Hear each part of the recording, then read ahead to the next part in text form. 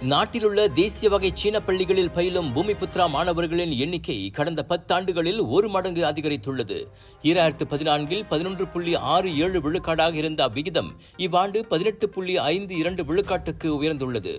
அதற்கு நேர்மாறாக அதே காலகட்டத்தில் சீன பள்ளிகளில் பூமிபுத்ரா அல்லாத மாணவர்களின் எண்ணிக்கை சரிவு கண்டுள்ளது.